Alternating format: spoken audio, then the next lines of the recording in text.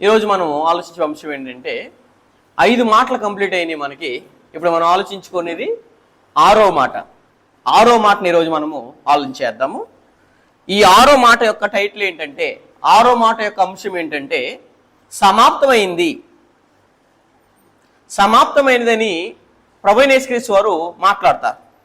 అయితే ఈ సమాప్తమైందనే మాట ఎందుకోసం మాట్లాడాడు, ఆ మాటను చూసి మనం నేను నేర్చుకోవాలనేది ప్రతి విషయాన్ని ఈరోజు మనం ఆలోచిద్దాం. అసలు ఆ మాట ఎక్కడుందో ఒకసారి తీద్దాము. యోహాను సువార్త 19వ అధ్యాయం. యోహాను సువార్త 19వ అధ్యాయము 30వ వచనంలో దేవుడు ఒక సమాచారం తెలియజేశాడు. యోహాను సువార్త 19వ అధ్యాయము 30వ వచనం. 30వ వచనంలో ఒక సమాచారం తెలియజేస్తూ యేసు ఆ చెరకు పుచ్చుకొని సమాప్తమైనదని అని తెలియజేశాడు. సమాప్తమైనదని చెప్పి తల వంచి ఆత్మను అప్పగించెను అని చెప్పేశాడు. ఇక్కడ ఏమన్నాడు ప్రభువైన యేసుక్రీస్తు వారు? సమాప్తమైనదని ప్రభువైన యేసుక్రీస్తు తల వంచి తన ఆత్మను ఏం చేస్తున్నాడో అప్పగించాడని లేఖకుడైన యోహాను గారు రాశారు. ఇది మాట్లాడింది ఎవరంటే ప్రభువైన యేసుక్రీస్తు వారు. ప్రభువైన యేసుక్రీస్తు వారు మాట్లాడింది సిలువలో మాటని యోహాను గారు యోహాను సువార్త 19వ అధ్యాయం 30వ వచనంలో రాస్తే కనుక ఈ వచనాన్ని చాలా మంది క్రైస్తవుల పైన విరోధులు, అంటే బైబిల్కి విరోధులు ఉన్నారు. ఈ బైబిల్ విరోధులు ఏమంటారంటే కనుక ఇక్కడ ప్రభువైన యేసుక్రీస్తు వారు సమాప్తమైంది అంటున్నారు కదా. ఎక్కడ 19వ అధ్యాయంలో సమాప్తమైంది అన్నారు కదా. యేసుక్రీస్తు వారు 19వ అధ్యాయంలో సమాప్తమైందని చెప్పకముందే యోహాను సువార్త 17వ అధ్యాయంలోనే కదా సమాప్తమైంది. మీరేంటి యేసుప్రభువు వారు సిలువ వేయబడ్డాడు, చనిపోయాడు, సమాధి చేయబడ్డాడు, 3వ దినం తిరిగి లేపడ్డాడు అంటున్నారు. ఆల్రెడీ యేసుప్రభువు సిలువ పైన ఏమవలేదు, చనిపోలేదని చెప్పి బైబిల్ పైన బురద చల్లేవారు, వ్యతిరేకులు అనేవారు కూడా సమాజంలో ఉన్నారు. యోహాను సువార్త 17వ అధ్యాయంలో సమాప్తమైందని చెప్పాడు కదా ప్రభువైన యేసుక్రీస్తు వారు. మరలా మీరు యోహాను సువార్త 19వ అధ్యాయం చూపిస్తున్నారండి. 17 అధ్యాయంలోనే కంప్లీట్ అయిపోయింది కదా, సమాప్తం అయిపోయింది. కాబట్టి యేసుక్రీస్తు వారు సిలువ ఎక్కలేదు, సిలువ మీద ఏమవలేదంటే చనిపోలేదని చాలా మంది వ్యతిరేకులు మాట్లాడుతున్నారు. అయితే ఈ మాటలో వారు అపార్థం చేసుకున్న భావం ఏంటి? ఎక్కడమో సమాప్తమైందని చెప్పి అక్కడ కూడా సమాప్తమైందని ప్రభువైన యేసుక్రీస్తు వారు ఎందుకు చెప్తున్నారు అనే దాన్ని ఒకసారి ఆలోచన కూడా తెద్దాం. యోహాను సువార్త 17వ అధ్యాయము.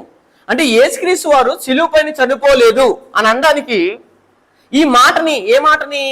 యోహాను సువార్త 19వ అధ్యాయాన్ని చూపిస్తున్నారు కొంతమంది. యోహాను సువార్త 17వ అధ్యాయంలో ఉంది కదా, మరలా 19వ అధ్యాయంలో చూపించి ఏం చెప్తారంటే అసలు యేసుక్రీస్తు వారు చనిపోలేదు అని మాట్లాడేస్తున్నారు. యోహాను సువార్త 17వ అధ్యాయం 4వ వచనం. చేయుటకు నీవు నాకు ఇచ్చిన పని నేను సంపూర్ణంగా నెరవేర్చి భూమి మీద నిన్ను మహిమ పరిచితిని అని చెప్పేశాడు. కాబట్టి అక్కడేమన్నాడు? సమాప్తమైందని తల వచ్చి తన ఆత్మను ఏం చేశాడు? అప్పగించడని చెప్తుంటే ఇక్కడ 17వ అధ్యాయంలో కదా యేసుప్రభువు మొత్తం సమాప్తం చేశారు కదా. సమాప్తం చేసి తండ్రి నువ్వు ఇచ్చిన నాకు పని నేను సంపూర్ణంగా నెరవేర్చి భూమి నిన్ను మహింపరచను కదని కంప్లీట్ గా బతుకున్నప్పుడే చెప్పేశాడు కదా. ఇంకా బతుకున్నప్పుడే చెప్పాడు కాబట్టి ఆయన క్రీస్తు వారు సిలువ మీద చనిపోలేదు, ఆయన సిలువ ఎక్కలేదు, సిలువ మీద చనిపోలేదు. ఈ క్రైస్తవులు అనేవారు అబద్ధం మాట్లాడుతున్నారు, వీళ్ళు అపార్థం చేసుకున్నారు. కానీ యేసుక్రీస్తు వారు యోహాను సువార్త 17వ అధ్యాయంలోనే సమాప్తమైందని చెప్పాడు. కాబట్టి యోహాను సువార్త 19వ అధ్యాయంలో మీరు చెప్పడానికి కానీ ఆయన సిలువ ఎక్కడడానికి కానీ మీరు ఎటువంటి ఆస్కారం లేదని చాలా మంది ఈ వచనాన్ని తనకు అనుగుణంగా మలుచుకుని ఏం చేశారంటే అపార్థం చేసిన వారు చాలా మంది ఉన్నారు సమాజంలో. అయితే ఇలా అపార్థం చేసేవారికి బైబిల్ ఖచ్చితంగా ఏం చెప్పమందంటే సమాధానం చెప్పమంది. ఎందు గురించి అంటే మనం ఇలాంటి వారు ఎందుకు ఇలా అపార్థం చేసుకున్నారు? 17వ అధ్యాయంలోనూ సంపూర్ణంగా ఏమన్నాడు? నెరవేర్చని అంటున్నాడు. అంటే సంపూర్ణంగా అంటే అర్థం ఏంటి? సమాప్తం అయిపోయింది అర్థం. మరి యోహాను సువార్త 19వ అధ్యాయం 30వ వచనంలో కూడా సమాప్తం అయింది అన్నాడు. కాబట్టి ముందే సమాప్తం అయిపోయింది కాబట్టి మళ్ళా సమాప్తం అవడం ఏంటని ప్రశ్నించేవారు సమాజంలో చాలా మంది ఉన్నారు. ఇది ఖచ్చితంగా ఎరగాలి. అయితే ఈ 17వ అధ్యాయం 4వ వచనాన్ని 19వ అధ్యాయం 30వ వచనాన్ని 2 వచనాల్లో ఆలోచన చేస్తే కనుక సంపూర్ణము సమాప్తమైందనే 2 విభిన్న పదాలు కనపడుతున్నాయి. అంటే 2 ఒకటే పదాలు. ఈ 2 ఒకటే అర్థం ఇచ్చే పదాలు కనపడుతున్నాయి. కాబట్టి వీళ్ళు ఏం చేసుకున్నారంటే అపార్థం చేసుకున్నారు.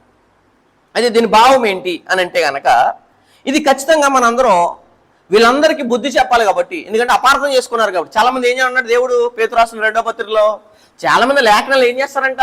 అపార్థం చేసుకుంటారు. కాబట్టి అపార్థం చేసుకున్న వారు ఎలా అపార్థం చేసుకున్నారో కూడా మనం బుద్ధి చెప్పాలి. కాబట్టి వారు అపార్థం చేసుకున్నది ఏంటి అనేది కూడా మనం ఆలోచిద్దాం. పేతురు రాసిన 2వ పత్రిక 3వ అధ్యాయము 16వ వచనం చదువుతాం. పేతురు రాసిన 2వ పత్రిక 3వ అధ్యాయం 16వ వచనంలో ఒక సమాచారం తెలియజేశాడు. ఎందుకంటే దేవుడు ఎప్పుడో రాసేసాడు ఏమనంటే, బైబిల్ని అపార్థం చేసే వాళ్ళు ఉన్నారు అంటే యోహాను సువార్త 17 అధ్యాయంలో ఎందుకు చెప్పాడో తెలియాలి, యోహాను సువార్త 19 అధ్యాయంలో ఎందుకు చెప్పాడో తెలియాలి. ఆ రెండింటిని రీసెర్చ్ చేయకుండా, పరిశీలించకుండా అక్కడ ముందే చెప్పేశాడు. కాబట్టి ఆయన సిలువ ఎక్కలేదు, సిలువ ఎక్కక ముందే సమాప్తం చేస్తాడు అని అనేవారు చాలా మంది ఉన్నారు. 3వ అధ్యాయం 16వ వచనం. వీటిని గూర్చి తన పత్రికలన్నింటిలోనూ బోధించున్నాడు. అయితే వాటిలో కొన్ని సంగతులు గ్రహించడానికి ఏంటంట కష్టమైనవి అని చెప్పేశాడు. కష్టమైనవి కదా అని ఎలా పడతలా వక్రీకరించవచ్చు అంటే వక్రీకరించకూడదండి. పరిశీలించాలి, పరిశోధించాలి, రీసెర్చ్ చేయాలి, చెక్ చేయాలి. వాటిని అక్కడ ఎందుకు చెప్పాడు, ఇక్కడ ఎందుకు చెప్పాడు, అక్కడ ఎందుకు అలా రాశాడు, ఇక్కడ ఎందుకు అలా రాశాడు, అక్కడ ఏ ఉద్దేశంలో మాట్లాడుతున్నాడో ఇక్కడ ఏ ఉద్దేశంలో మాట్లాడుతున్నాడు అని ఎరగకుండా సందర్భం ఏంటి, ఏ టయాన్ని ఆయన ఇలా మాట్లాడవలసి వచ్చింది అని ఆలోచించకుండా అక్కడ ముందే చెప్పేసేటప్పుడు ఆయన ప్రభువైన యేసుక్రీస్తు వారు సిలువ ఎక్కలేదు, చనిపోలేదు, సమాధి చేయబడలేదు, 3వ దినం తిరిగి లేపలేదు, మీరు చెప్పేది అసలు సరైనదే కాదు అని మాట్లాడే వాళ్ళు ఉన్నారు. వీటిని గురించి తన పత్రికలన్నింటిలోనూ బోధించున్నాడు. అయితే వాటిలో కొన్ని సంగతులు గ్రహించడం కష్టమైనవి.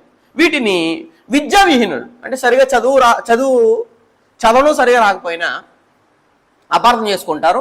2 స్థిరత్వం లేని వాళ్ళు, వాళ్ళు ఏమంటాడంటే అస్థిరులైన వారును తక్కిన లేఖనాలు ఏం చేస్తారంట, అపార్థం చేసినట్లు తమ స్వకీయ నాశనంకు ఏం చేదురు, అపార్థం చేయుదురు అని చెప్పేశాడు.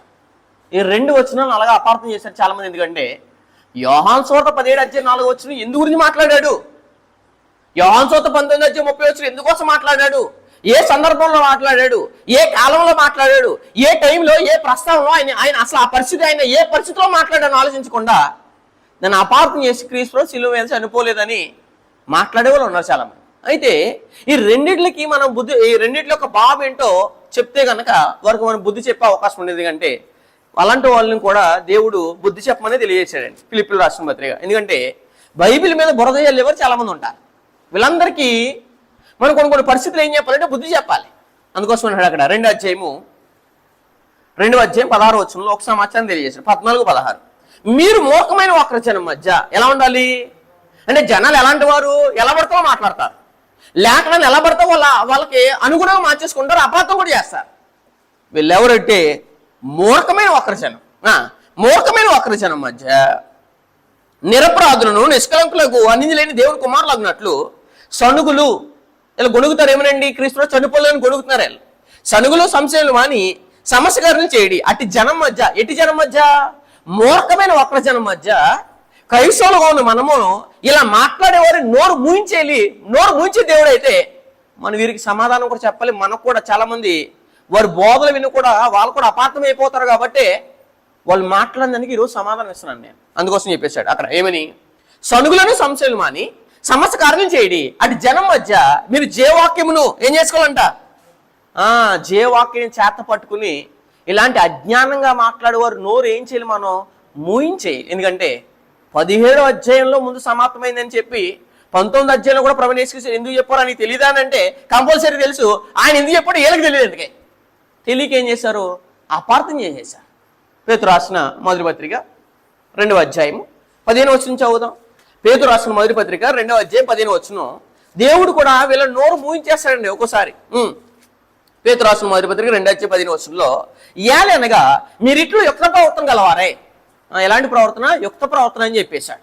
అంటే చాలా మంది వక్ర జనం మధ్య మనం యుక్త ప్రవర్తనగా ప్రవర్తించాలి. మీరు ఇట్లు యుక్త ప్రవర్తన గలవారే అజ్ఞానముగా మాట్లాడు మూర్ఖులు నోరు మూయిట దేవుని చిత్తం. దేవుడు ఏం చేస్తాడంటే నోరు మూయించేస్తాడు ఒకరోజు. కాబట్టి మూయించేస్తాడు. కాబట్టి వీళ్ళు కూడా ఎలాగ అపార్థం చేసుకున్నారో అనేది ఆ ప్రజలకి చెప్పాలి. కాబట్టి లేదా దాన్ని అపార్థం చేసుకునే వారికి మనం సరైన వివరణ ఇవ్వాలి. కాబట్టి వారు ఎలా అపార్థం చేసుకున్నారో ఇప్పుడు చూద్దాం. మనం యోహాను సువార్త 17 అధ్యాయం 4వ వచనంలో భావం ఏంటి, యోహాను సువార్త 19 అధ్యాయం 30 వచనంలో ఉన్న భావం ఏంటి అని అంటే కనుక అక్కడ ఏమి మాట్లాడుతున్నాడు, ఎక్కడేం మాట్లాడుతున్నాడంటే ఒకసారి చదువుదాము. యోహాను సువార్త 17వ అధ్యాయం.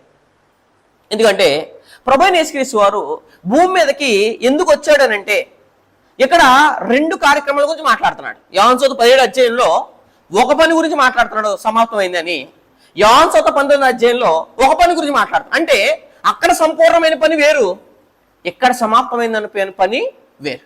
ఈ రెండు పనులు వేరు వేరు అని తెలియక అక్కడ చెప్పేశాడు కదా, ఎక్కడెందుకు మళ్ళా మాట్లాడాడు కాబట్టి ఈయన సిలివెక్కలేదని మాట్లాడుతున్నారు వీళ్ళు. కానీ అక్కడ చెప్పిన పని ఏంటి, ఇక్కడ చనిపోయాడు. ఇక్కడ రెండు పనులు కనపడుతున్నాయి. 17 అధ్యాయం 4వ వచనంలో ఒక పని, 19 అధ్యాయం 30వ వచనంలో ఒక పని కనపడుతుంది. ఎందుకంటే యేసుక్రీస్తు వారు భూమి మీదకి వచ్చింది చాలా కారణాల గురించి వచ్చాడు. ఏ కారణాల్లో మనకు తెలిసిన ఏంటి, యేసుక్రీస్తు వారు భూలోకానికి ఎందుకు వచ్చారు? ధర్మశాస్త్రం నెరవేర్చడానికి వచ్చాడు, సంఘాన్ని కట్టడానికి వచ్చాడు, నెలగా దేవుని రాజ్యాన్ని, అనగా దేవుని రాజ్యం అంటే సంఘం కాబట్టి దేవుని రాజ్యాన్ని స్థాపించడానికి వచ్చాడు. ఆయన ధర్మశాస్త్రాన్ని కొట్టివేయడానికి వచ్చాడు, అలాగే ధర్మశాస్త్రం నెరవేర్చడానికి వచ్చాడు ప్రభువైన యేసుక్రీస్తు వారు. చాలా కారణాలు. అంటే ప్రభువైన యేసుక్రీస్తు వారు పాపులను రక్షించడానికి వచ్చాడు, తండ్రిని బయలుపరచడానికి వచ్చాడు, శరీరంతో కూడా ఉండి, ఈ శరీరంతో ఉండి మచ్చ లేకుండా బ్రతకొచ్చు, పాపం లేకుండా జీవించవచ్చు, ఇదిగో నేను జీవించాను, శోధనలు పడవచ్చు, శోధనల నుంచి గెలవచ్చు అని ఎన్నో కారణాలని చూపించడానికి ప్రభువైన యేసుక్రీస్తు ఈ భూలోకానికి వచ్చారు. అందు ఉద్దేశమే ప్రభువైన యేసుక్రీస్తు భూమి మీదకి వచ్చిన తర్వాత యోహాను సువార్త 17 అధ్యాయం 4వ వచనంలో ఒక మాట మాట్లాడుతున్నాడు. ఎందుకంటే ఎన్నో కారణాలు కదా ఆయన వచ్చింది, ఒక కారణయుక్తం కాదు. ఆయన భూమి మీదకి వచ్చి యాజకత్వం చేయాలి, భూమి మీదకి వచ్చి ధర్మశాస్త్రం పాటించాలి, భూమి మీదకి వచ్చి ధర్మశాస్త్రం నెరవేర్చాలి, ఎన్నో కారణాలతో వచ్చాడు. కాబట్టి ప్రభువైన యేసుక్రీస్తు వారు ఆ కారణాల్లో ఒక కారణం ఏంటంటే యోహాను సువార్త 17 అధ్యాయం. యోహాను సువార్త 17వ అధ్యాయము 4వ వచనం నుంచి చదువుతాం. యోహాను సువార్త 17వ అధ్యాయం 4వ వచనంలో ఒక సమాచారం తెలియజేశాడు. ఏమని? చేయుటకు నీవు నాకు ఇచ్చిన పని అని చెప్పేశాడు. ఏంటి? చేయుటకు నీవు నాకు ఇచ్చిన పని. ఎవరిచ్చారు? తండ్రి అయిన దేవుడు ఇచ్చాడు. ఎవరికి ఇచ్చాడు? ప్రభువైన యేసుక్రీస్తుకి ఇచ్చాడు. ఏమిచ్చాడు? పని ఇచ్చాడు. ఏంటి ఈ పని అని అంటే కనుక ఇక్కడ చెప్తున్న పని వేరు, యోహాను సువార్తలో చెప్పిన సమాప్తమైందనే పని వేరు. ఈ సంగతి ఎరగాలి. ఏంటి ఈ పని అని అంటే కనుక ఈ పని ఏంటంటే వాక్యాన్ని ప్రకటించడం అనే పని. మార్కు సువార్త 1వ అధ్యాయం, మార్కు సువార్త 1వ అధ్యాయము 38వ వచనం నుంచి చదువుదాం. మార్కు సువార్త 1వ అధ్యాయం 38వ వచనంలో ఒక సమాచారం తెలియజేశాడు. యోహాను సువార్త 1వ అధ్యాయము 38వ వచనంలో ఒక సమాచారం తెలియజేసి, ఎందుకంటే ప్రభువైన యేసుక్రీస్తు వారు ఇక్కడ 4వ వచనంలో నేనంతా పని కంప్లీట్ చేస్తాను అని ఎందుకు చెప్తున్నాడంటే ఏ పని గురించి మాట్లాడుతున్నాడంటే అక్కడ మాట్లాడేశాడు. మార్కు సువార్త 1వ అధ్యాయం 38వ వచనం, 38వ వచనం, 38వ వచనం ఒక సమాచారం తెలియజేశాడు. ఆయన ఇతర సమీప గ్రామంలోను నేను ప్రకటించినట్లు, అంటే ప్రభువైన యేసుక్రీస్తు వారు వచ్చినది ఏంటి? భూమి మీద కూడా ఆయన కూడా రాజ్య సువార్తను ఏం చేయాలి? ప్రకటించాలి. ఇది ఆయన పని. ఎవరిదే?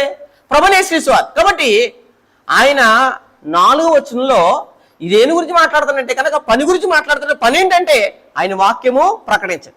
చిన్నప్పటి నుంచే మొదలెట్టేస్తాడు. యేసుక్రీస్తు వారు దేవాలయంలో ప్రకటించేస్తాడు. యెరూషలేములో దేవాలయంలో ప్రకటిస్తున్నప్పుడు ఏంటి చిన్నవాడు ఇంతలా మాట్లాడుతున్నాడని అక్కడ ఉన్న శాస్త్రులు పరిశీలన ఏం చేయబోతారు? ఆశ్చర్యపోతారు. తన తల్లిదండ్రులు కుటుంబీకులు కూడా ఏమైపోతారు? ప్రభువైన చూసి ఆశ్చర్యపోతారు. అందుకోసం అంటే అక్కడ ఏమని, ఆయన ఇతర సమీప గ్రామంలోను నేను ప్రకటించినట్లు వెళ్తే రండి. ఎందు నిమిత్తమే కదా. ఎందుకు వచ్చాను అనుకున్నారు? నేను ప్రకటించడానికి వచ్చాను. భూమి మీదకి వచ్చింది దేని గురించి అంటే ప్రకటించడానికి వాక్యం. అది అన్నాడు.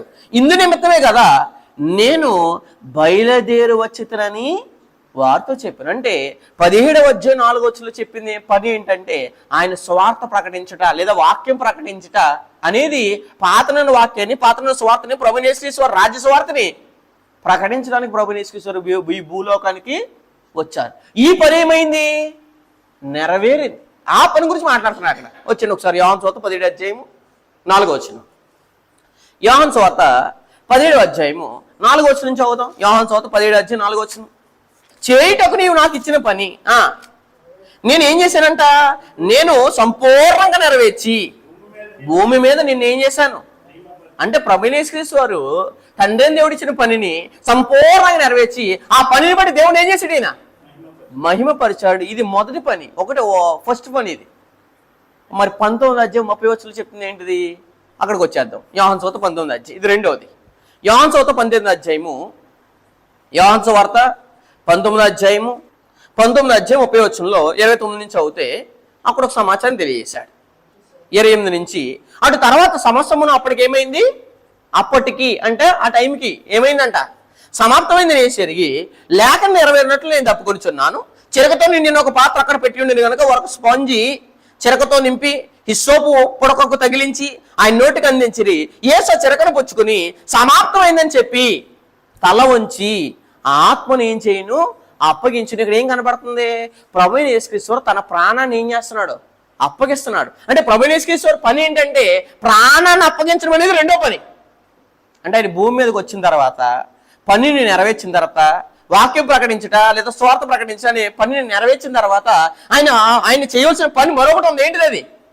అదేంటిదంటే అందుకోసం అప్పటికే సమాప్తమైందని యేసు ఎరిగి లేఖను నెరవేరినట్లు అంటే ప్రభువైన యేసుక్రీస్తు భూమి మీదకి వచ్చి ఏం చేయాలంటే అన్నీ నెరవేర్చిన తర్వాత మరొక పని ఏం చేయాలంటే తన ఆత్మను కూడా దేవునికి ఏం చేయాలి? అప్పగించే పని. అంటే అక్కడ పని వేరు, ఇక్కడ పని వేరు. అక్కడ ప్రకటించే పని అయితే ఇక్కడ ఏంటి పని? ఆత్మను అప్పగించే పని, ప్రాణము పెట్టే పని. పాపుల కొరకు ప్రాణం పెట్టే పని యోహాను సువార్త 19:30 చెప్తున్నాడు. ఈ రెండిటిని సరిగా ఎరగపోతే వీళ్ళు ఏం చేసుకున్నారంటే అపార్థం చేసుకుంటూ అపార్థంలో వినేసేవారు కూడా చాలా మంది ఉన్నారండి. ఈ రెండు మాటలు చూసి మనం ఏం నేర్చుకోవాలంటే కనుక ఇక్కడ ప్రభువైన యేసుక్రీస్తు వారు ఏం చేస్తున్నాడో నేను బయలుదేరి వచ్చింది ప్రకటించాను కానీ అక్కడ చెప్తుంటే ఇక్కడ నా ఆత్మను ఏం చేస్తున్నాను? అప్పగిస్తున్నానంటే మనం కూడా కన్ను మూసేలోపు చనిపోయేలోపు ఈ మాట మనకి ఎందుకు వినపడుతుందంటే కనుక మనం కూడా కన్ను మూసేలోపు రెండు పనులు చేసి చనిపోవాలి. ఒకటి ఆయన చెప్పిన పని, దేవుడు మనకిచ్చిన పనిని నెరవేర్చి వెళ్ళిపోవాలనేది మొదటి అయితే, రెండవది ఏంటంటే మనం కూడా ప్రభువైన యేసుక్రీస్తు వారిలాగా చనిపోయినప్పుడు మన ఆత్మను కూడా ఏం చేయాలి? అప్పగించి వెళ్ళిపోయే పని. ఈ సంగతి మనం అందరం ఎరగవలసిన విషయం. అయితే ఈ రెండు మాటల్లో అంటే లేదా సమాప్తమైంది యోహాను సువార్త 19:30 సమాప్తమైన మాటను చూసి మనం ఏం నేర్చుకోవాలంటే కనుక చాలా విషయాలు నేర్చుకోవాలి. ఎందుకు గురించి అంటే అపార్థం నేను ఆలోచన చేస్తున్నాను. ఎందుకంటే దేవుని ఆలోచనలకి మన ఆలోచనలకి మన తలంపులకి వేరు సంగతులు. ఎందుకంటే మనం ఒకలాగా ఆలోచిస్తే దేవుడు ఒకలాగా ఆలోచిస్తాడు. ఈనాడు చాలా మంది ఇలా ఆలోచించడం వల్ల దేవుడు సరైన సమాధానం ఏం చేశాడు? ఇచ్చేశాడు. కాబట్టి ఇక్కడ సమాప్తమైందనే మాట మనం దీన్ని చూసి ఏం నేర్చుకోవాలంటే కనుక చాలా మందికి మనము బ్రతికుండగా చెప్తాం ఏమని, బ్రదర్ మనందరం ఏ కాలాల్లో ఉన్నాం? అపాయకరమైన కాలాల్లో ఉన్నాం. అపాయకరమైన కాలాల్లో ఉన్నామని ఒక సహోదరితోనూ చెప్తే ఏమంటారండి చాలా మంది? ఇది నాకు ఎప్పుడో తెలుసండి అంటారు. ఏంటి? నాకు ఎప్పుడో తెలుసు. ఏంటి? ఏ కాలంలో ఉన్నామంటే అపాయకరమైన కాలంలో నాకు ఎప్పుడో తెలుసు అని అంటే తెలిస్తే ఏం ప్రయోజనం అండి అని మనం అడిగా అనుకోండి, అప్పుడు మనం అపాయకరమైన కాలంలో ఉన్నామని తెలిస్తే కనుక అయితే మనం వాళ్ళకి వేయాల్సిన ప్రశ్న ఏంటంటే నీ పనిని నువ్వు పూర్తి చేస్తున్నావా? టైం ఏమైపోతుంది? అయిపోతుంది.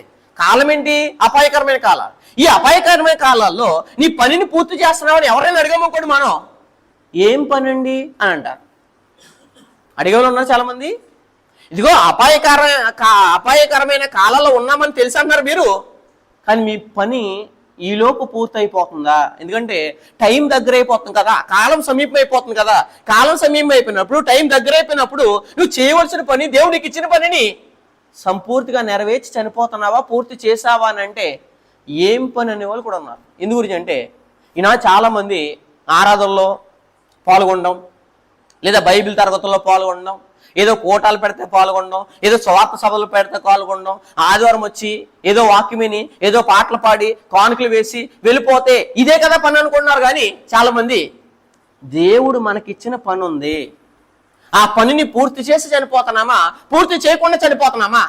ఈ సమాప్తమైన మాట మనకి ఎంత నేర్పిస్తుంటే చాలా మంది ఆదివారం రావడమే ఒక పని అనుకుంటున్నారు, పాటలు పాడటమే ఒక పని అనుకుంటున్నారు, ఏదో స్వార్థ సభలు అటెండ్ అవడమే పని కొనుక్కున్నారు, కానుకలు వేయడమే పని కొనుక్కున్నారు. అసలు దేవుడు ఇచ్చిన పని నీకు అర్థమైందా?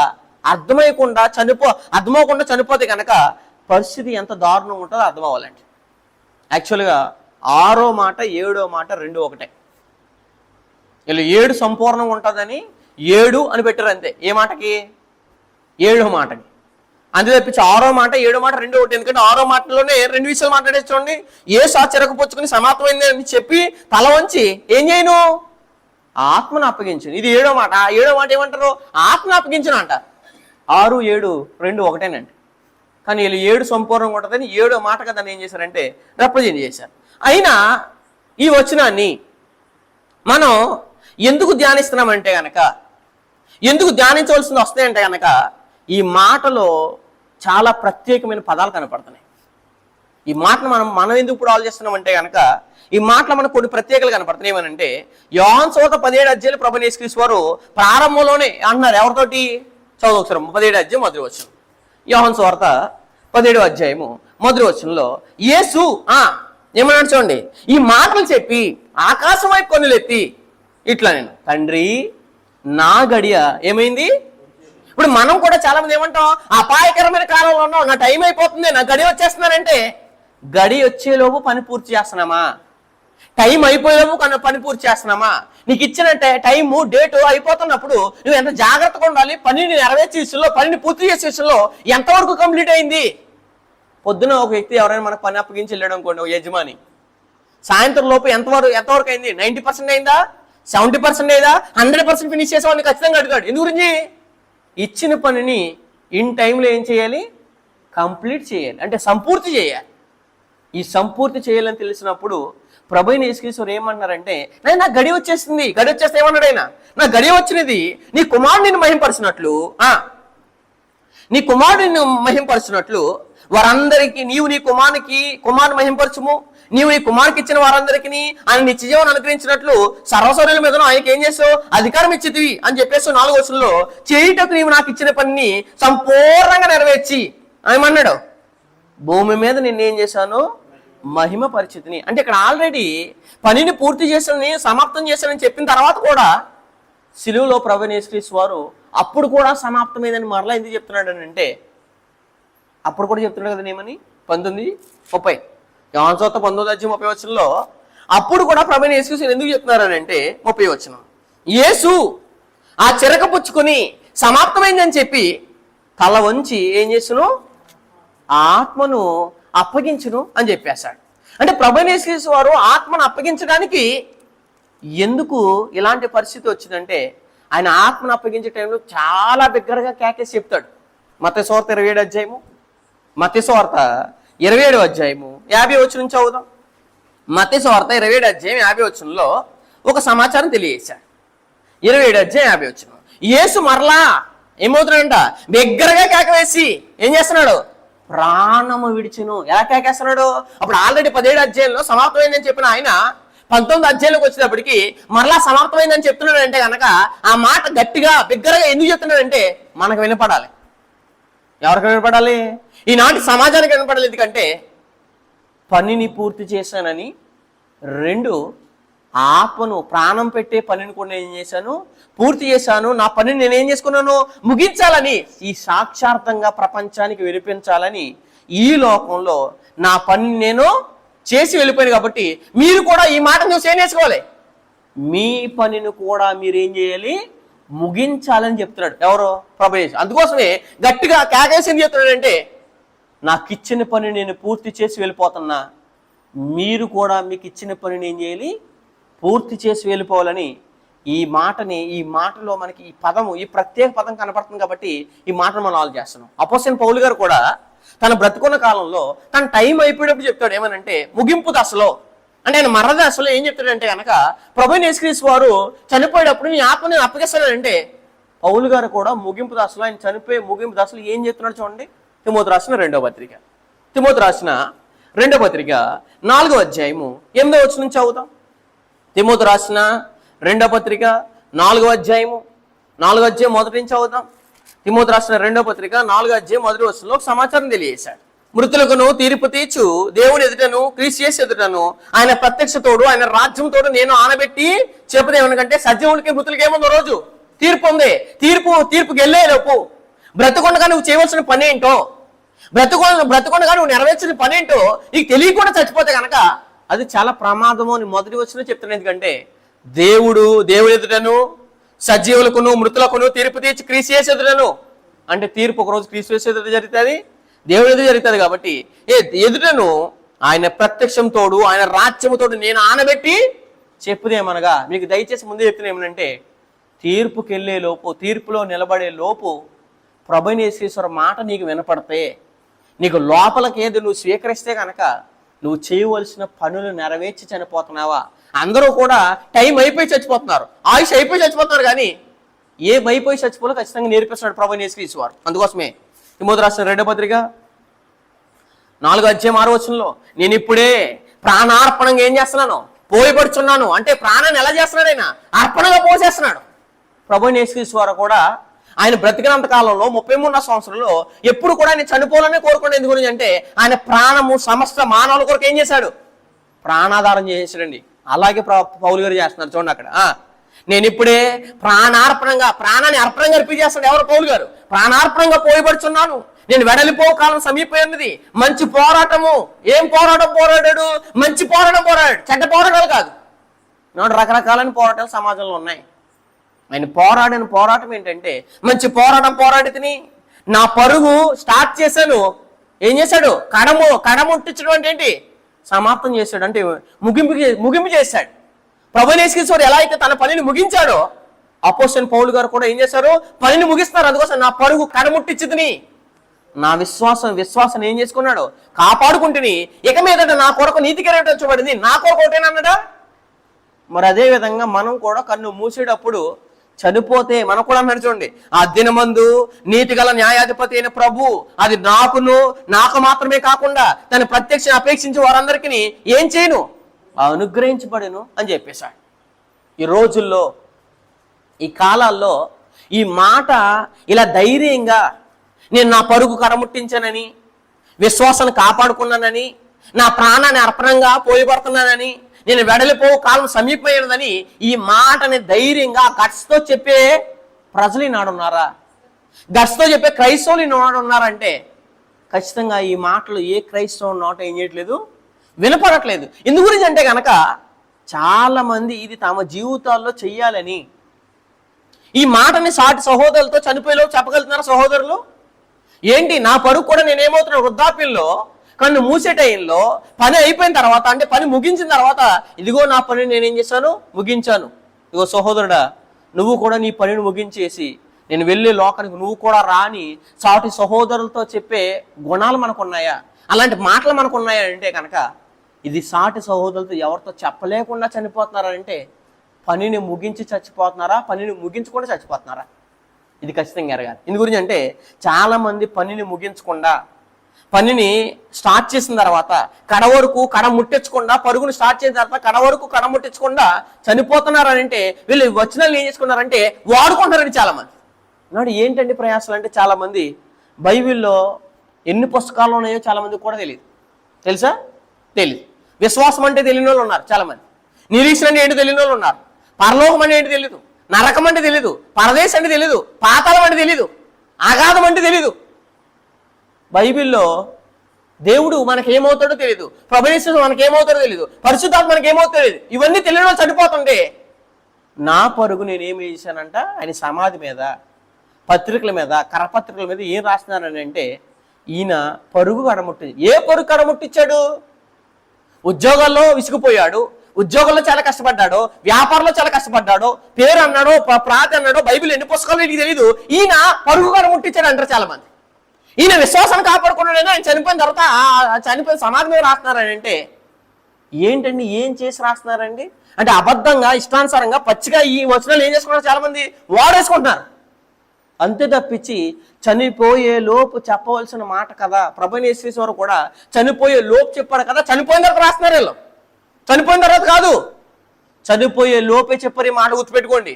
చనిపోయిన తర్వాత సమాధుల మీద, పత్రికల మీద, అట్ల మీద రాస్తారు కానీ చనిపోక ముందే చెప్పాలి కదా. ఈ మాటలో నా జీవితంలో జరగాలి కదా, ఈ పనిని సంపూర్ణంగా నెరవేర్చాలి కదా అని భయముతోటి, వణుకుతోటి బ్రతికేవారు ఈనాడు కనపడతారని కనపడతలేదు ఈ రోజులు.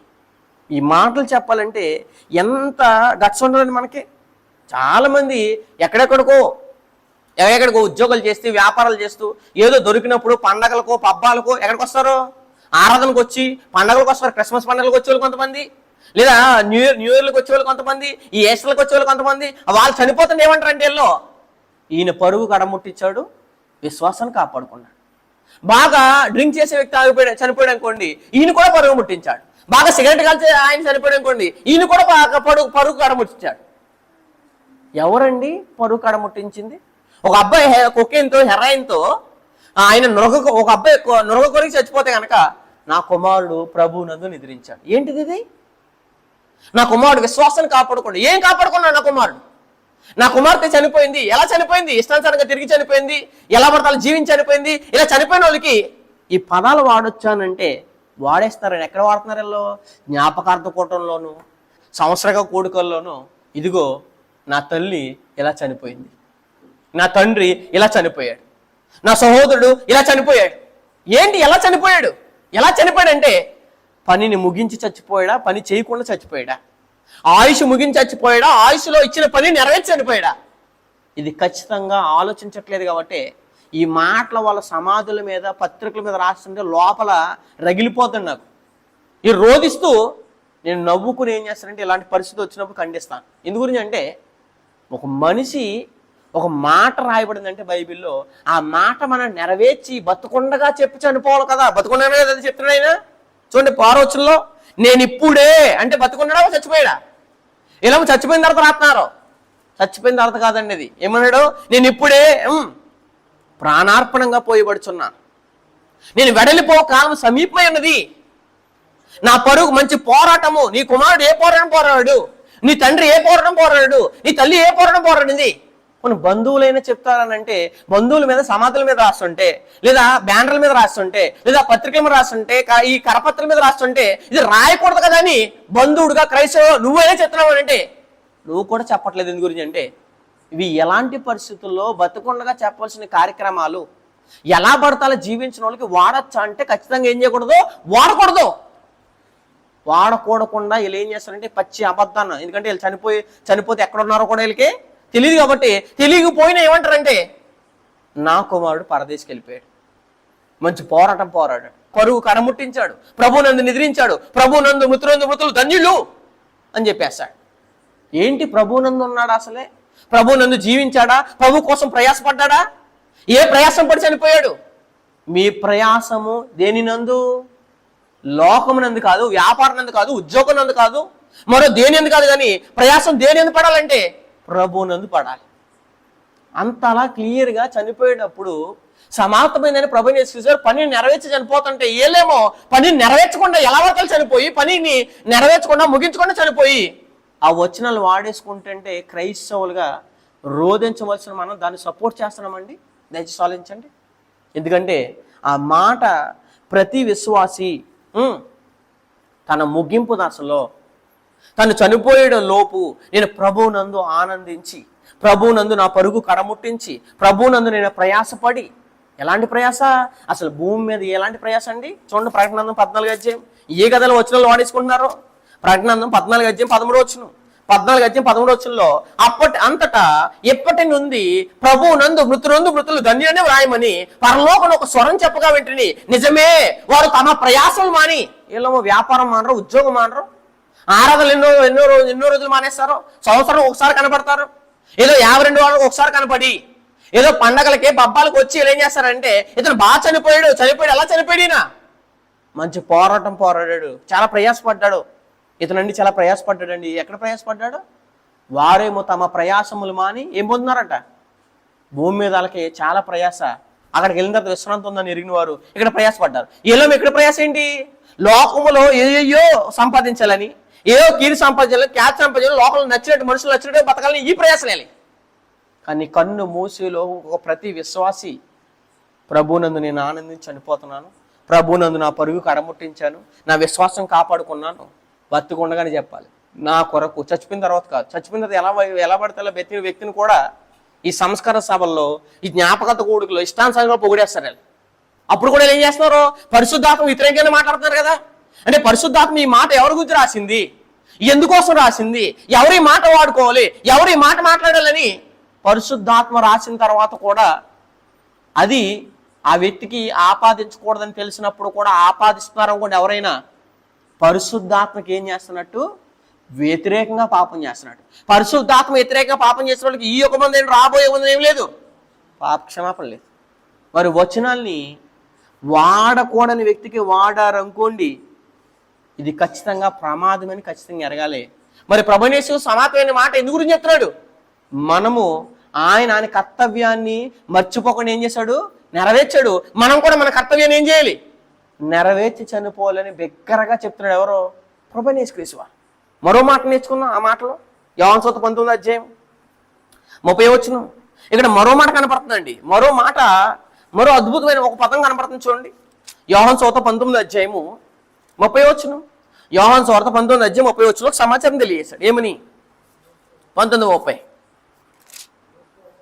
యేసు చెరకపుచ్చుకుని సమాప్తమైందని చెప్పి తల వంచి ఏం చేస్తాడంట?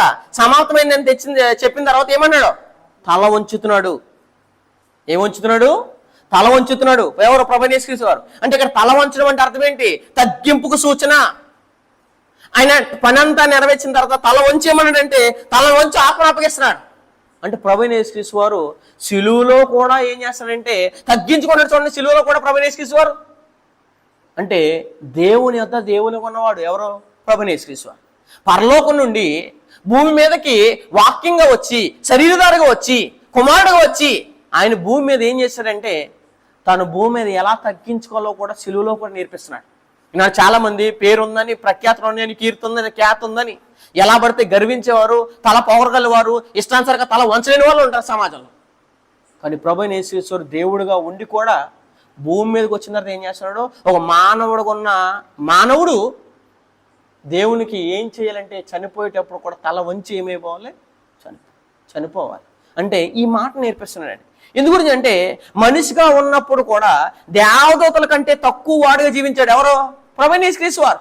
దేవదూతల కంటే తక్కువ వాడిగా జీవించి భయభక్తులతో, భక్తులు, ఎందుకంటే ఆయన కూడా ఒక మానవుడు కదా, భూమి మీదకి వచ్చాడు కూడా మానవుడు కాబట్టి, మనం కూడా మానవులు కాబట్టి ఈ మానవుడికి ఆ మానవుడు ఏం నేర్పిస్తున్నాడంటే కనుక భూమి మీదకి వచ్చిన మానవుడు ఏం నేర్పిస్తున్నాడు? ఒక మనిషి భూమి మీద ఉన్నంత కాలము భయము భక్తిని ఏం చేయాలి? కనపరచాలి, తగ్గించుకుని బ్రతకాలని ఖచ్చితంగా చెప్తున్నాడు. ఎవరు? ప్రభువైన యేసుక్రీస్తు వారు.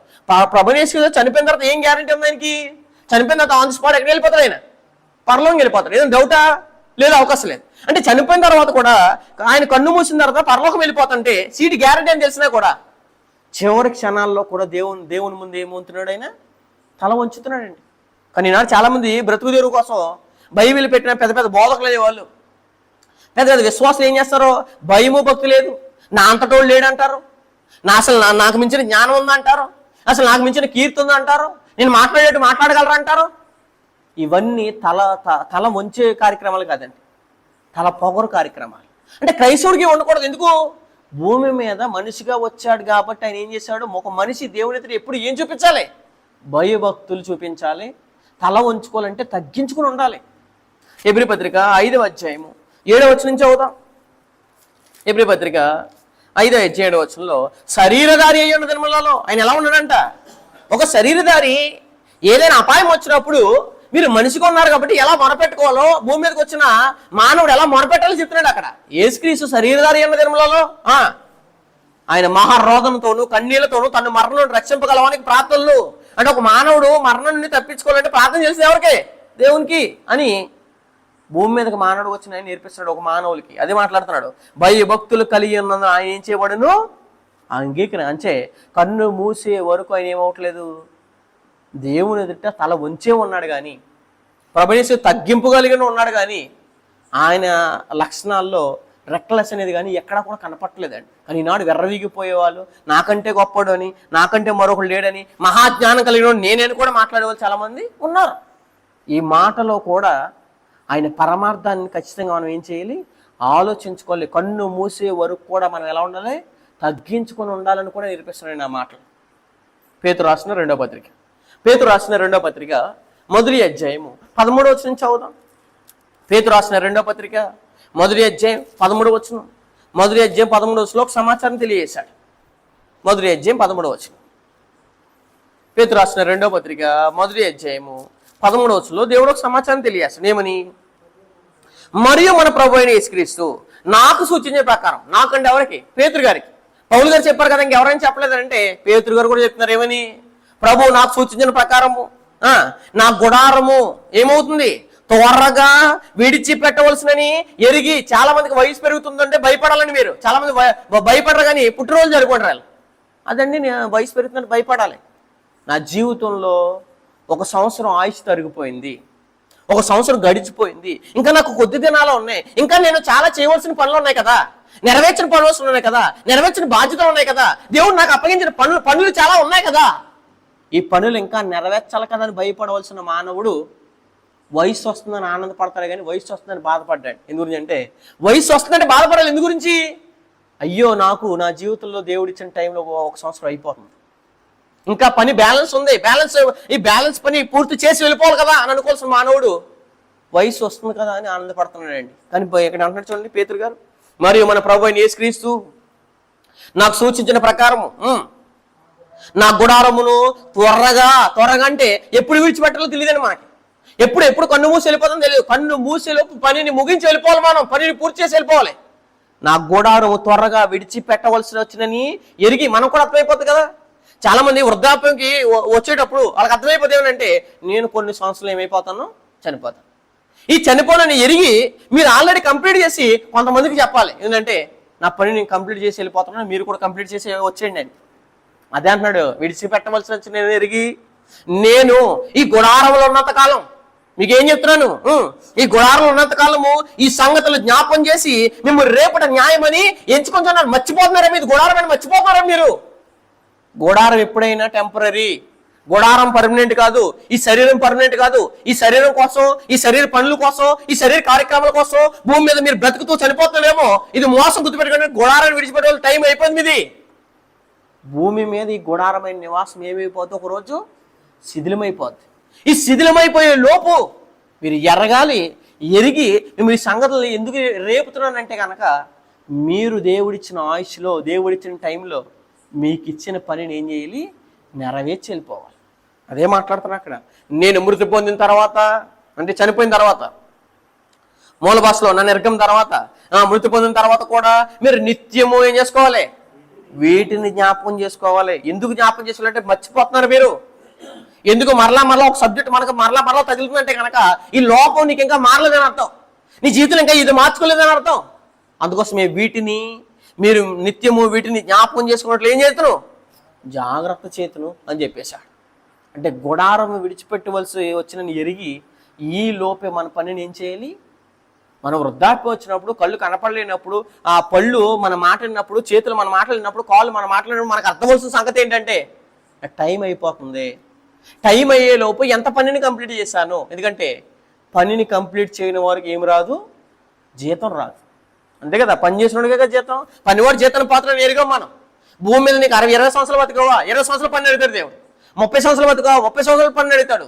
40 సంవత్సరాలు బతుకోవా, 40 సంవత్సరాలు పని అడుగుతాడు. ఎందుకంటే 33వ సంవత్సరంలో ప్రభువైన యేసుక్రీస్తు వారికి ఇచ్చిన పని నెరవేర్చేశాడు. మరి మనం నెరవేర్చుతున్నామా? ఒకసారి దయచేసి ఆలోచించండి.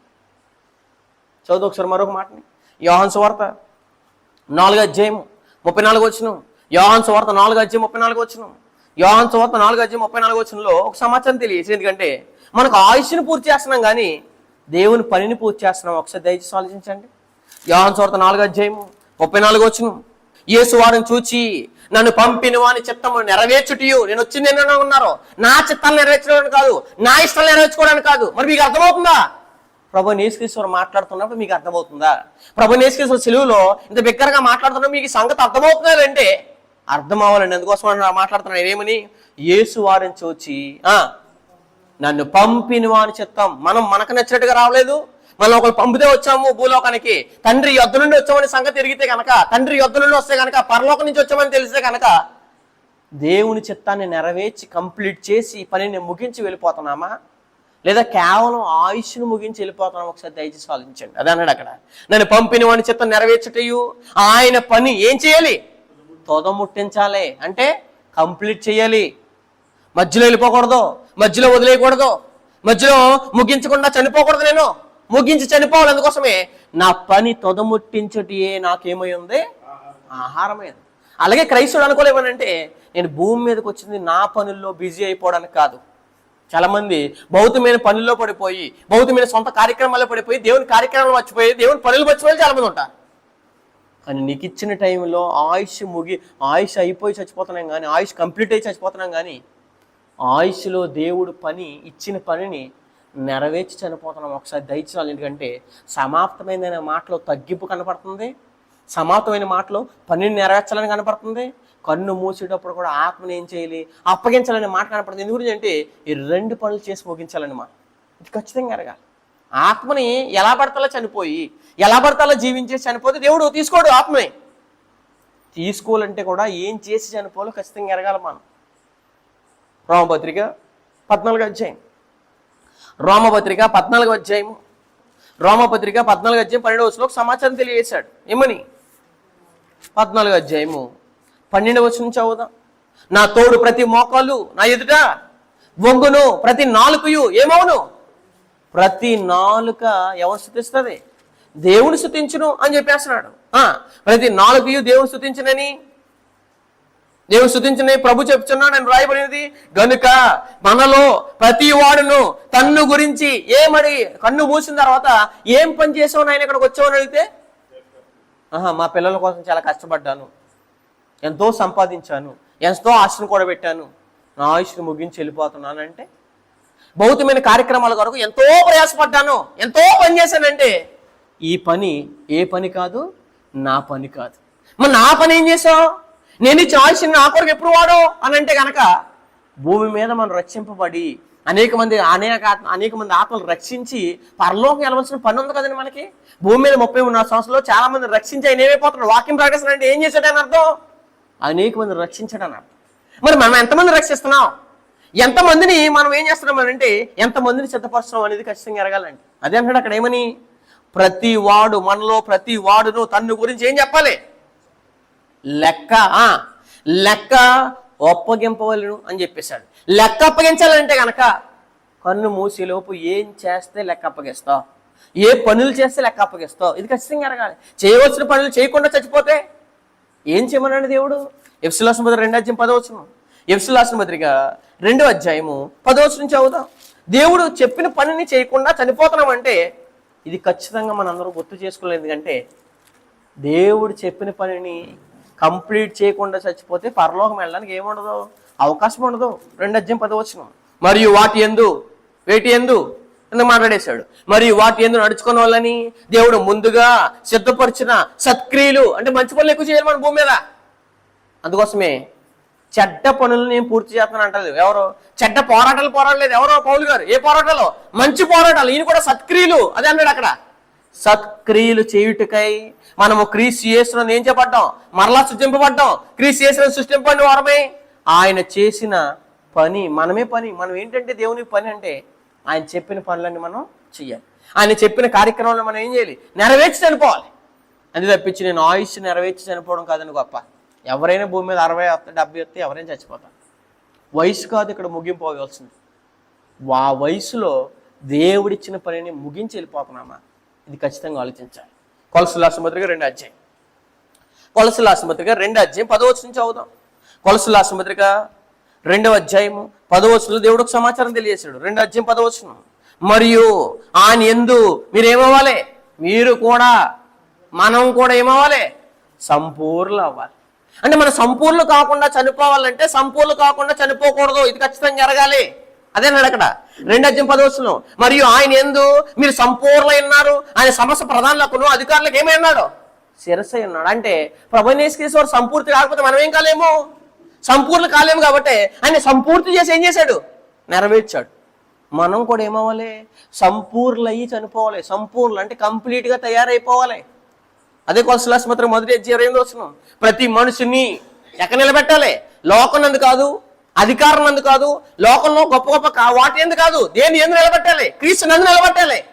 అందుకోసమే ప్రతి మనిషిని క్రీస్తు నందు సంపూర్ణునిగా చేసి, అంటే మనిషి అల్టిమేట్ గోల్ ఏంటంటే నేను క్రీస్తు ప్రభువులాగా కంప్లీట్గా నా రూపం ఏమైపోవాలి? మారిపోవాలి. అదే అంటాడు అక్కడ. ప్రతి మనిషిని క్రీస్తు నందు సంపూర్ణంగా చేసి ఆయన యందు దేవుడు ఎదుట ఏం చేయాలంట? నిలబెట్టవాలని సమస్యలని జ్ఞానంతో మేము ప్రతి మనిషికి ఏం చేస్తున్నాం? బుద్ధి చెప్తున్నాం. బుద్ధి చెప్పినప్పుడు మార్చుకొని దయచేసి. సందేశం మనకి తగిలినప్పుడు, సందేశం మనం హెచ్చరించినప్పుడు, సందేశం మనం గుచ్చుకున్నప్పుడు మారకపోయారా? మారకుండా రేపొద్దున ఎగిరిపోయారనుకోండి, ఖచ్చితంగా మరలా మారడానికి అవకాశం ఉంటుంది. అందుకోసమే ప్రతి మనుషునికి బుద్ధి చెప్పచ్చు, ప్రతి మనుషునికి బోధించచ్చు. ఆయన ఏం చేస్తున్నాం? ప్రకటించున్నాము అని చెప్పేశాడు. అంటే మనం కూడా భూమి మీద క్రీస్తు స్వరూపత రావాల్సిన పని మనకుంది. దేవుడు చెప్పిన పని నెరవేర్చాలనే బాధ్యత మనకు ఉంది. మనకి ఎన్నో పనులు ఉన్నాయండి.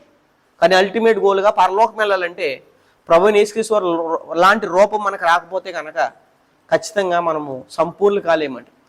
గలతీయులకు రాసిన పత్రిక 4:19 గలతీయులకు రాసిన పత్రిక 4:19 చాలామంది వాక్యం చెప్పినప్పుడు సరి చేసుకోకుండా, వాక్యం చెప్పినప్పుడు పని చేయాలనే సంగతి మర్చిపోయి ఉంటే కనుక క్రీస్తు రూపం రాదండి మీలో. అందుకోసం నా పిల్లలారా, క్రీస్తు స్వరూపము మీ యందు ఏర్పడి వరకు, అంటే క్రీస్తు రూపం మనకు వచ్చేయాలి.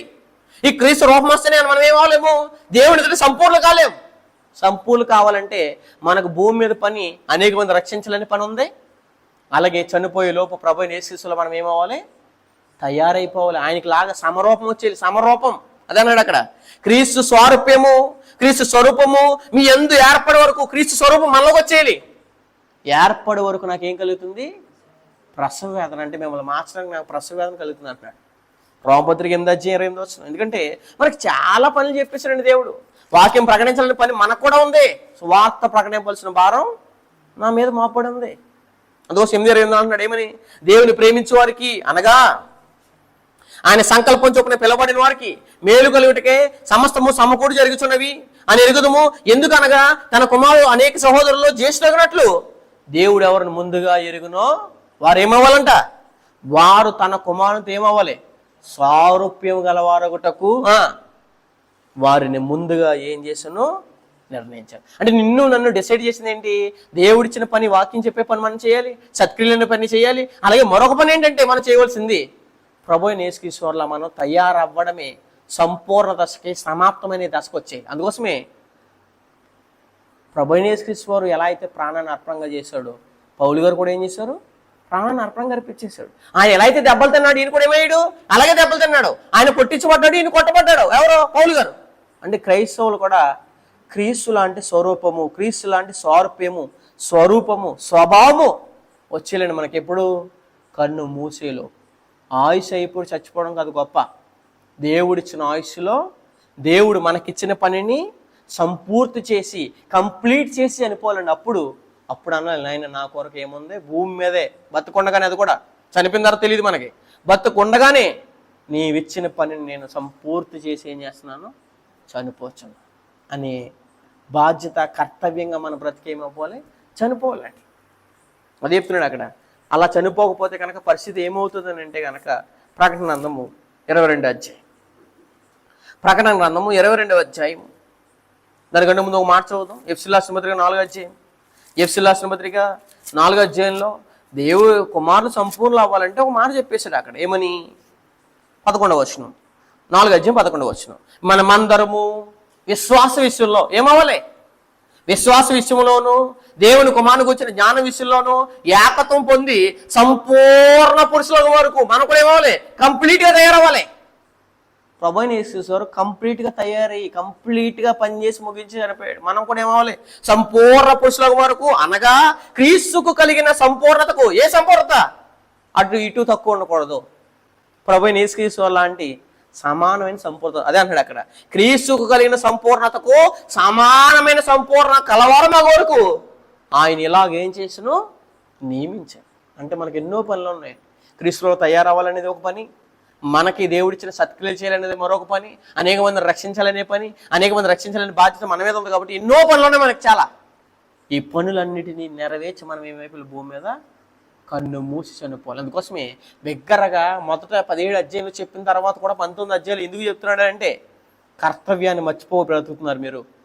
కర్తవ్యాన్ని మర్చిపోయి బ్రతకండి. మీకు ఇవ్వాల్సిన, మీకు ఇచ్చిన టైంలో, ఆయనకు 33 సంవత్సరాలు ఇచ్చాడు దేవుడు టైం. నీకు ఎన్ని సంవత్సరాలు ఇచ్చాడో తెలియదు మనకి. ఇచ్చిన సంవత్సరంలోనే, ఇచ్చిన టైంలోనే దేవుని పనిని నెరవేర్చి చనిపోతేనే మీకు జీతం దొరుకుతుందండి. జీతం దొరకాలంటే పని చేసి, పని ముగించి, పని కంప్లీట్ చేసి, కడ వరకు తొదముట్టించి ఏమవ్వాలి, చనిపోవాలి మనం. కొరింథీయులకు రాసిన మొదటి పత్రిక 15వ అధ్యాయం, కొరింథీయులకు రాసిన మొదటి పత్రిక 15వ అధ్యాయం 58వ వచనం, కొరింథీయులకు రాసిన మొదటి పత్రిక 15వ అధ్యాయం 58వ వచనం. అంతేగాని ఎలా పడితే చాలా అలా చనిపోయి, ఎలా పడితే అలా పనిని ముగించకుండా చనిపోయిన తర్వాత సమాధుల మీద, బ్యానర్ల మీద, ఆ పత్రికల మీద, ఇట్ల మీద కాదండి పరుగు కడముట్టించామని మనం బతుకుండగానే మనం చెప్పాలి ఈ మాటలు. అదే 58వ వచనంలో, కాగా నా ప్రియ సహోదరులారా, మీ మీ ప్రయాసము ప్రభు నందు ఏ నందు ఎలా పడ్డావు, దేని ఎందుకు ప్రయాసపడ్డావు? ప్రభు నందు లేదు ప్రయాసాలని. ఒక అబ్బాయి చదివిన తర్వాత ఉద్యోగం రావాలని ఎన్నో సంవత్సరాలు నిరంతరం బుక్స్ మీద ప్రయాసపడుతున్నాడు అంటే అది ఉద్యోగం కొరకు, పట్టుకోటి కొరకు. మరి ఒక ఆత్మ కన్ను మూసిన తర్వాత వేదనకరమైన స్థలంకి వెళ్ళకూడదు, అపాయకరమైన స్థలంకి వెళ్ళకూడదు అని అంటే ఆత్మను రక్షించే పని, ఆత్మ రక్షించబడాలనే పని తెలుసా? ఆత్మ రక్షించబడిన తర్వాత ఎలా ఉండాలో తెలుసా? ఈ సంగతి తిరగాలి కదా అన్ని. ప్రభునందు ప్రయాసం వ్యర్థం కాదని ఎరిగి స్థిరులను అంటే నిలకడగా ఉండాలి, స్థిరులను కదిలిపోకూడదు, కదలని వారును ప్రభు కార్యాభివృద్ధి అందు ఎప్పటికేమేమి వెళ్ళాలి అంటే ఎప్పటికి ఆసక్తి అనుకోండి, మన పనిని ఏం చేస్తున్నాం, ముగించుకుంటూ వస్తున్నాం అని అర్థం. మధ్యలో ఉద్దేశం అనుకోండి, పరుగు స్టార్ట్ చేసిన తర్వాత ఏం చేయకూడదు, గోల్కి వెళ్ళే వరకు పరుగును ఆపకూడదు. అంతే కదా, పరుగు రన్నింగ్లో ఎవరు పరిగెడతారు? గోల్కి వెళ్ళే వరకు వాళ్ళు నాన్ స్టాప్గా పరిగెడతారు. ఎందు గురించి? గోల్కి వెళ్ళిన తర్వాత వాళ్ళ పరుగుకి, వాళ్ళ ప్రయాసకి ఏమైపోద్ది, రిజల్ట్ వస్తుంది. అదే మధ్యలో వదిలేస్తే, మధ్యలో పరుగులో వైదొలిగిపోతే ఖచ్చితంగా నిత్య జీవము, జీవ కిరీటం రావడానికి, జీతం రావడానికి అవకాశం ఉంది. ఎందుకంటే పని చేసిన వాడికే, పనిని కంప్లీట్గా చేసిన వాడికే జీతం ఎత్తాడు రైతు, యజమాని. అలాగే ఆ రైతు, ఆ దేవుడు కూడా మనకి జీతం ఇవ్వాలంటే ప్రభువుని యేసుక్రీస్తు వారే మనకి జీతం ఇస్తారు. ఆయన ఇవ్వాలంటే ప్రభువుని యేసుక్రీస్తు వారు మనం ఆయనకి లాగా, ఎందుకంటే జీతం ఇచ్చి ఆయన ఒక రోజు అడుగుతాడు లెక్క ఏమని, ఇదిగో మీరు నాకులాగా పనిని కంప్లీట్ చేసి వచ్చారా, ఇన్కంప్లీట్ చేసి చచ్చిపోయారా అడుగుతున్నాడు. చూడండి ఆయన ప్రకటన 22వ అధ్యాయం, ప్రకటన గ్రంథం 22వ అధ్యాయం 12వ వచనం, ప్రకటన గ్రంథం 22వ అధ్యాయం 12వ వచనం. ఇదిగో నేను వస్తున్నాను చూడండి త్వరగా. పౌలు గారు కూడా పేతురు గారు కూడా ఏమన్నారు, నేను నా గుడారాన్ని త్వరగా విడిచిపెట్టవలసి నేను ఎరిగి ఈ సంగతులు మీకు జ్ఞాపకం చేసి మిమ్మల్ని రేపుట న్యాయమని తలస్తున్నాడు. ఎవరో? పేతురు గారు. ఆయన త్వరగా నేను వెళ్ళిపోనని జ్ఞాపకం చేస్తున్నాడు. ప్రభు యేసు కూడా అన్నారు ఏమని, ఇదిగో నేను త్వరగా వస్తున్నాను, ఇంకా లేట్ అవుతున్నాను, ఆలస్యం అనుకుంటారా మీరు? నేను త్వరగా వచ్చేస్తున్నాను, ఇదిగో నేను త్వరగా వచ్చిచున్నాను.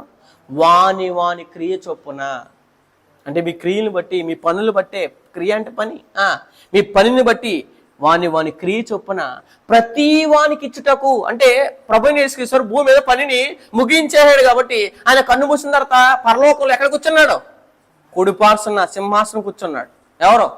ప్రభువుని యేసు. మరి నీకు సింహాసనం ఇవ్వాలంటే, నీకు నిత్య జీవం ఇవ్వాలంటే, జీవ కిరీటం ఇవ్వాలంటే, నీ కొరకు నీతి కిరీటం కావాలని అంటే పనిని ముగించి వెళ్ళిపోవాలి. అదే అంటాడు అక్కడ, ప్రతి వానికి ఇచ్చుటకు, క్రియ చొప్పున ప్రతి వానికి ఇచ్చుటకు నేను సిద్ధపరిచిన జీతం డిసైడ్ చేస్తాడు. సగం పని చేసినోడికి సగం జీతం ఉంటారు, కంప్లీట్ చేసినోడికి జీతం ఇస్తాడు. అందుకోసమే నేను సిద్ధపరిచిన జీతము నా యొద్ద ఉన్నది నేను ఇస్తాను మీకు. ఎవరో తండ్రి అయిన దేవుడు కాదండి ఇక్కడ అడిగేది. ఎవరు అడుగుతారు? ప్రభువుని యేసుక్రీస్తు మనల్ని అడుగుతారు. ఏమని అంటే, నేను కంప్లీట్ చేసి చెరువులో కూడా బ్రతకుండగా కన్ను మూసినప్పుడు నా గడియ వచ్చిందని తండ్రికి చెప్తూ ప్రార్థనలో, కన్ను మూసేటప్పుడు సిలువలో కూడా ఎందుకు మాట్లాడుతున్నానంటే కనుక, సిలువలో కూడా మీరు కర్తవ్యాన్ని మర్చిపోయి బ్రతుకుతున్నారు. బతుకుండగా చెప్తూ సిలువలో కూడా ఎందుకు చెప్తున్నాడు?